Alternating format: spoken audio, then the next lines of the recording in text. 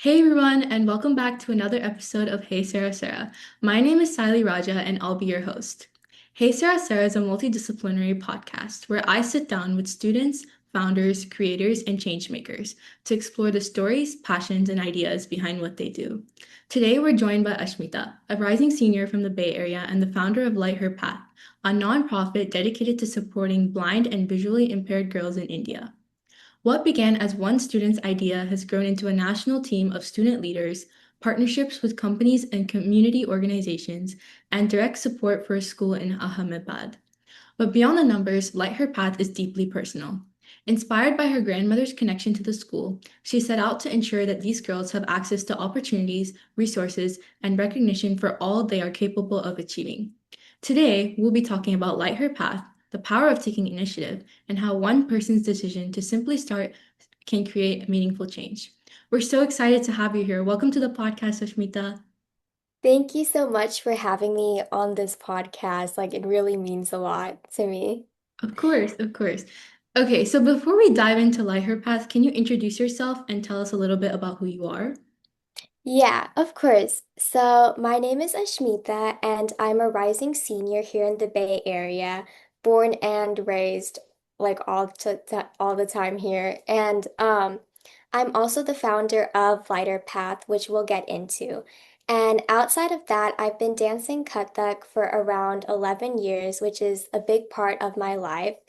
And I would say the real mission behind Lighter Path and behind anything that I do is that I'm very drawn to people who are often getting overlooked. So a lot of my work is really helping to change that. I love that. Okay, so let's start at the beginning. What inspired you to create Light Her Path, and how did your grandmother's connection to the school influence your decision? Yeah, so my grandmother has been teaching at this school in Ahmedabad, and it's called Kanya Prakash Guru, and she's been teaching here for around many years, actually. It's a residential school for blind and visually impaired girls. And growing up, every holiday, she would send these Rockies, which are tiny bracelets, and she would send them to me and my sister. And it wasn't until I was older that I really realized that, the people who are making these bracelets, they're not able to see like the intricate details, the patterns, the beads that they're really using. So Lighter Path really started from there onwards. And I really wanted to take the work that my grandmother has been doing, and I wanted it to make it more accessible to people, more louder. And I wanted to show like how capable these girls are. And I wanted more people to know that they exist. And they're already doing so much already. And even the very first post that I made, which was a myth versus reality series about how blind girls can't go to school, myth, it really got a lot of interactivity, a lot of traction. And that's when I realized, like, yeah, people are ready to hear it. They just needed like a specific place to really, somewhere to start. I love that. Yeah, I've never really seen before I saw your page. I've never really seen anyone talk about this, but I love this. I think it's a really important issue that's often overlooked. So I love that you're bringing light to that. Okay, so for someone hearing about Light Her Path for the first time, what's the elevator pitch? Yeah, the elevator pitch is that Lighter Path is a student-led nonprofit that supports Kanya Prakash Guru, a residential school in Ahmedabad. And it's been educating blind and visually impaired girls ever since 1954. We're a team of 7 officers across 4 states, and every dollar that we raise goes through international wire transfers to the school. We fundraise, we run campaigns, and we also partner with a lot of schools and other nonprofits as well to make sure that these girls have access to their education and the resources that they have, and really getting a lot of recognition that they already deserve. Okay, great. So can you tell us more about On Kanya Prakash Guru and the girls you support? What are they learning and what do you wish more people knew about them? Yeah, so the school is called Kanya Prakash Guru, and it was founded in 1954. It first started with around 4 girls and some volunteers, but now it's transformed into a school that serves 200 blind and visually impaired girls across Gujarat. It's a residential school, so the girls live here full time. And what's amazing is really how much like accessibility and knowledge that it really offers. The girls learn Braille from nursery to seventh grade, and then they go on to local schools or universities with sighted people. They have a Braille library, two computer labs, science labs, and even beyond academics, music is a huge part of what their curriculum is. The girls learn vocal and instrumental, and many of them actually sit in the highest level music exams in India. They also have very important life skills that they learn, such as cooking, home management, vocational training in physiotherapy and braille computers, so that they can continue onwards in their careers. And what I really wish that more people would like know is really how capable they really are. I remember the first time that I visited, it's pretty embarrassing actually. I remember walking in and I kind of expected that I would have to assist them, but that was actually like the complete opposite. I didn't need to slow down. I didn't need to offer my arm to any of them. And I realized that none of that was actually needed. The girls here, like, they cook, they sing, and they navigate the campus all on their own. I even got like a tour from one of the girls itself. And none of them actually use walking sticks. Like, I didn't even see one like in the school. So they're already doing the work. We just need to make it louder and more accessible for people to know. I love that. That's so interesting. Okay, so you started this organization completely on your own, right? So what was it like navigating fundraising, legal work, and building a team without really knowing where to begin? So honestly, I kind of had to learn all of this on my own. I had like absolutely zero experience with any of the legal side, in fact. When I started, I genuinely did not know like what is an W-9 form? What's a fiscal sponsorship? I had all of these questions and I myself didn't really know where to start. So I mainly learned just from like Googling things. I watched some YouTube videos. And later on, I saw these like nonprofit forums, and I actually, in fact, found HCB, which is a fiscal sponsor that handles the tax side, the legal side of student-led nonprofits. And that was a huge deal for me because it meant that, I can actually internationally transfer money to India and have everything, documented. So building a team really came later. I wanted to make sure that I was grounded in the work that I made before I expanded on outwards. So it happened a year later, and I wrote like a plan of action document. I wrote all the rules that I would like to have, and I mapped out like everything that we really needed before. And that's when I really started reaching out. So now we have seven officers, and they come from like different types of parts of the organization, such as like content, outreaching, fundraising, and grants as well. So every single one of them, they give me ideas that, I hadn't learned before. So yeah, that's really how I started with everything. Yeah, I can like 100% relate. Like when you first start, you're just like, oh, I don't know what to do. Like when I first started, I was so lost because I didn't have anyone to like ask. And I usually would just get inspiration off other nonprofits that I saw on Insta. So I think I can really agree to that. Okay, so was there a moment when you realized, wow, this is actually making a difference? Yeah, there were in fact two moments that I definitely remember that I realized like, wow, this is becoming something. And the first one was when I opened up officer applications. I didn't expect a lot of people to actually, volunteer apply to become an officer. I thought I'd probably get, like two or three people, but that literally was not the case at all. There were like all the time applications coming. I think we got around 20 plus, which is a lot for me. And it wasn't just from like California. There were people from all over the US that were applying. And in fact, we got some from like Asia, Africa, and India especially as well. So that's when I really realized that, like this isn't something that I'm just doing, other people want to contribute as well. And that was really a big moment for me to like actually, realize.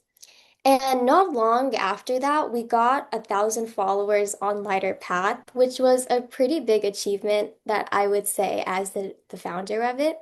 And, it really meant to me, like 1,000 people want to see Lighter Path on their Instagram feed. So, they would keep like hearing the girls, hearing about the school, and kept on getting reminded that, yeah, the work here matters. And that's when I realized that, this is actually becoming something real. Congratulations on reaching 1,000 followers. That's such a big milestone. Okay, Thank you. so looking ahead, what are some goals you have for Light Her Path in the next few years, and what impact do you hope it will have on the girls at the school? Yeah, so in the next year or two, the biggest thing that I would personally want to focus on is chapters. Currently, we have 7 officers across 4 states, but I would like Lighter Path to actually have chapters in high schools and colleges across the country. And each one would kind of like run their own fundraisers and get more awareness campaigns involved. And I feel like the more places that we exist, the more people, learn about the school. And then on the fundraising side, I would like to get, a good number where the girls would have more technology and more music at their school because I know they really prosper off of that. But these are a bunch of ideas that I would like to have happen. But if I did have to pick on specifically one thing, it would be visibility. Because if the school has existed since 1954, it has been around 70 plus years. But most people, even in India, haven't even heard about it. So, fundraising is one thing, but for me, I would like to make sure by the time I graduate high school and college as well, I'd like more people to know about Aunt Kanya Prakash Guru and what the girls here do because, the more support that we have, the more people know. So more money gets raised towards them, and that's how the chain reaction happens. I love that. Okay, so we're gonna go into our fun segment next. So, outside of Light Her Path, you've been practicing Kathak for over 10 years. So, what has dance taught you that leadership hasn't? Yeah, this is a pretty good question. Yes, I have been dancing Kathak for a long time now. And I think the biggest thing it has taught me is that, you are going to be a student forever. In leadership, there's this thing, there's a pressure that, you have to learn fast. You have to be the one people actually look up to. And it's like so rapid, all like that. But with Kathak, it's kind of the opposite. After like all of these years of me practicing, I'd walk into class and my teacher would correct me on something that I've been like messing up for since like a decade. So, there's always like more room to like grow and it doesn't feel bad getting like the criticism like that. And I think leadership really taught me, how to like step up, but Kathak really taught me how to like, be humble, kind of like stay small in a way. And like stay in a place where you're open to more ideas and open to more learning as well. Because, you're never going to figure everything out. You kind of have to just keep on learning. And I say this with a lot of like humbleness as well. And I believe that Kathak has caused me to become a better leader as well. Because the second you stop, being a student, you stop learning. And, having Kathak every single week, that really kind of reminded me of this fact. And I believe this is probably one of the reasons that I would like to get into medicine, specifically plastic and reconstructive surgery. So yeah, in this way, I feel like Kathak has been a pretty good prep work for that. I love that. I love that perspective. Okay, so you seem like someone who loves figuring things out. So, if you could spend a day learning absolutely anything with no pressure or deadlines, what would it be? Honestly, I would have to say baking. I really love to bake. I bake a lot of different foods. So I would say, I would love to have this, like, spend a day just baking. And not only just like the easy stuff, but really kind of like the more complex, the hard stuff, like macarons or like croissants or souffles. Because, this type of baking, it's so like precarious and the technique is really something that you really need to focus on. like one small mistake here and there and completely like, damn, the whole thing is ruined. So I feel like that's like really satisfying, like having a craft such as that because you can't like fake your way through it. You actually have to, pay attention to what you're doing. And I I would love say that. baking is that what I'd like to do. Okay, great. Okay, so looking ahead, where do you hope Light Her Path will be 5 years from now? So 5 years from now, I do hope that lighter path actually looks pretty different from what it looks today, actually. Right now, we're focused on one school, on Kanya Prakash Guru. And that will always be like the center, the heart of what we do. But, beyond that, I'd love for Lighter Path to be like a much broader, bigger umbrella. I'd want it to support accessibility globally, have chapters at universities and high schools, and a lot of more funding, especially. And I would definitely love to partner with larger organizations who also care about the same things. And more than just like all of like the size of this, I do want Lighter Path to really prove that student work can be serious work. You don't really have to wait until, you're a grown up to actually like achieve something for real. And I think from 5 years from now, I'd still want it to be built by students, just like a lot more of them. I love that. Okay, and if someone listening has an idea they care deeply about but feels overwhelmed because they don't know where to start, what advice would you tell them? This is a really good question. The honest truth is the biggest thing standing in your way. It's never really like how much you have, your resources, your age. It's never about that. It's really that the biggest inhibitor would be yourself in a way. Because, you're always stuck in this like loop of like, overthinking, waiting to feel ready, and like keeping like pretending to like keep score of everything that would happen if you started this nonprofit or an idea like that. And I say this with a lot of like um kindness and like humbleness as well because I've been that person as well. But no one really is paying attention to you as much as you think they are. And in 5 years, no one's going to remember that it didn't go the way that you wanted. It would, like, the only person remembering would be yourself, but you would still remember that you actually, you did it, you tried. And so if there's ever like something that you really care about and you feel pretty passionate toward it, don't really like wait for a plan of action, any like qualifications, permission, because in the future it's still going to feel the same way as it does now. And you're always going to figure it out as you go. So every single person, doing work today itself has had the same exact experience as you. So, as long as you have a little bit of courage, you don't need to have a plan.